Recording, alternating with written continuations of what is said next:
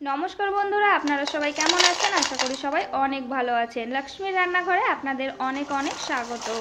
আজ আমি তৈরি করে দেখাবো চিড়ে আর আলু দিয়ে দারুণ স্বাদের একটি কুরকুরে নাস্তার রেসিপি। এই রেসিপিটি একবার আপনারা তৈরি করে খেয়ে দেখবেন, একবার বানালে কিন্তু বারবার বানিয়ে খেতে ইচ্ছে করবে। এটা খেতে এতটাই সুন্দর লাগে। তাহলে চলুন দেখে নিই আমি এই নাস্তার রেসিপিটি কিভাবে তৈরি করছি। আমি যেহেতু এখানে অল্প পরিমাণে তৈরি করব, তার জন্য এখানে আমি ছোট এক বাটি চিড়ে নিয়ে নিয়েছি। আর চিড়েটাকে আমি প্রথমে 2 থেকে 3 বার ভালোভাবে একটু ধুয়ে নেব, যাতে চিড়ের উপরে যে নোংরাটা আছে সেটা চলে যায়। চিড়েটা আমি 2 থেকে 3 বার ভালোভাবে ধুয়ে নিয়েছি। এবার এর মধ্যে সামান্য পরিমাণে জল দিয়ে আমি ঢাকা দিয়ে 10 মিনিটের জন্য চিড়েটাকে ভিজতে রেখে দেব।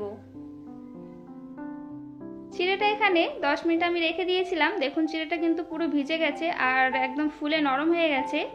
এবার আমি একটা মিক্সিং জার নিয়ে নেব আর তার মধ্যে প্রথমে চিড়েগুলোকে দিয়ে দেব। আমি এখানে যেহেতু অল্প পরিমাণে তৈরি করছি, তার জন্য পরিমাণগুলো অল্প নিয়েছি। আপনারা যদি পরিমাণে বেশি বানাতে চান তাহলে কিন্তু এখানে পরিমাণগুলো একটু বেশি করে দেবেন।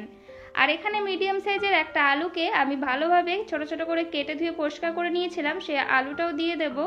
এবার আমি একটা পেস্ট বানিয়ে নেব এখানে। আর আমি সামান্য পরিমাণে জল দিয়ে কিন্তু এখানে পেস্টটা তৈরি করেছি।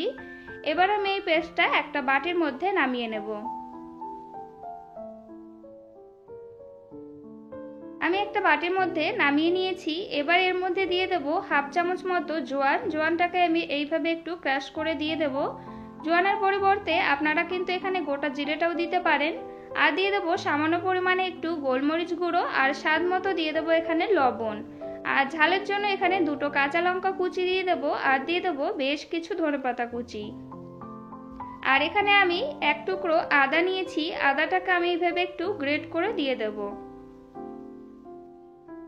আমার চ্যানেলের রেসিপি যদি আপনাদের ভালো লেগে থাকে তাহলে অবশ্যই একটি লাইক করে দেবেন। নতুন বন্ধু হয়ে থাকলে চ্যানেলটিকে সাবস্ক্রাইব করে আমার পাশে থাকবেন। আদাটাকে আমি গ্রেট করে দিয়ে দিয়েছি। এবার এর মধ্যে দিয়ে দেব আমি বেসন। এখানে আমি 3 চামচ বেসন ব্যবহার করেছি। আপনারা বেসনের পরিবর্তে এখানে 2 চামচ ময়দা বা 2 চামচ কর্নফ্লাওয়ারও দিতে পারেন। এবার আমি সবকটা উপকরণ একটু ভালোভাবে মিশিয়ে নেব। বন্ধুরা, এইভাবে একবার এই নাস্তার রেসিপিটি তৈরি করে খেয়ে দেখবেন, খেতে কিন্তু খুবই ভালো লাগে। এটা বিকালে চায়ের সাথেও কিন্তু আপনারা তৈরি করে খেতে পারেন। এবার আমি এটাকে একটু ভালোভাবে ফেটিয়ে নেব। আমি হাত দিয়ে ভালোভাবে ফেটিয়ে নেব যাতে এটা একটু ফ্লাফি হয়ে যায়।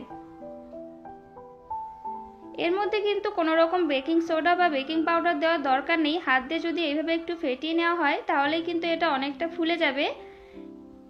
দেখুন আমি এখানে ভালোভাবে ফেটিয়ে নিয়েছি আর এটা কতটা ফ্লাফি হয়ে গেছে। আর আমি এখানে আগে থেকে কড়াইতে তেল গরম করতে দিয়ে দিয়েছিলাম। তেলটা যখন ভালোভাবে গরম হয়ে যাবে তখন হাই আঁচে রেখে কিন্তু এখানে নাস্তাগুলোকে দিয়ে দিতে হবে। অবশ্যই কিন্তু হাই আঁচে রাখতে হবে, না হলে কিন্তু এটা অনেকটা তেল সোপ করে নেবে আর এটা খুবই তেলতেলি হয়ে যাবে, তখন কিন্তু খেতে একদম ভালো লাগবে না। তো হাই আঁচে রেখে প্রথমে নাস্তাগুলোকে দিয়ে দিতে হবে। এক পাশ হয়ে গেলে অপর পাশটা উল্টে দেব। একটু সময় পরে কিন্তু এখানে উল্টাতে হবে, না হলে কিন্তু এটা ভেঙে যেতে পারে। আর এটা একটার সাথে একটা লেগে গেলেও এভাবে একটু ছাড়িয়ে দিলেই কিন্তু এটা আপনা আপ ছেড়ে যাবে। যখন এটা একটু ভাজা ভাজা হয়ে যাবে তখন এটাকে মিডিয়াম আঁচে রেখে একটু সময় নিয়ে ভাজতে হবে। 6 থেকে 7 মিনিট আমি ভালোভাবে ভেজে নিয়েছি। আর নামানোর আগে আঁচটা আবার একটু হাই করে দিয়ে তারপরে কিন্তু এখানে নাস্তাগুলোকে নামিয়ে নিতে হবে, তাহলে কিন্তু তেলটা বেশি নাস্তার মধ্যে থেকে যাবে না। আমি সবগুলোকে নামিয়ে নিলাম। দেখুন এটা দেখতে কতটা সুন্দর হয়েছে। এটা দেখতে যতটা সুন্দর খেতে কিন্তু ততটাই সুন্দর হয়েছিল। আমি বাকিগুলোকেও একইভাবে দিয়ে দেব। আর দেওয়ার আগে কিন্তু অবশ্যই আঁচটাকে হাই করে রাখতে হবে। আর একইভাবে কিন্তু আমি নাস্তাগুলোকে উল্টে পাল্টে ভালোভাবে ভেজে তুলে নেব। আমি সবগুলোকে একইভাবে ভেজে নিয়েছি। দেখুন আমি একটা প্লেটের মধ্যে নামিয়ে নিচ্ছি। আর এটা কতটা ক্রিস্পি আর ভিতর থেকে সফট দেখুন, দেখে নিশ্চয়ই বুঝতে পারছেন। তৈরি হয়ে গেছে চিড়ে আর কাঁচা আলু দিয়ে দারুণ স্বাদের একটি নাস্তার রেসিপি। রেসিপিটি যদি আপনাদের ভালো লেগে থাকে তাহলে অবশ্যই একটি লাইক করে দেবেন। নতুন বন্ধু হয়ে থাকলে চ্যানেলটিকে সাবস্ক্রাইব করে আমার পাশে থাকবেন।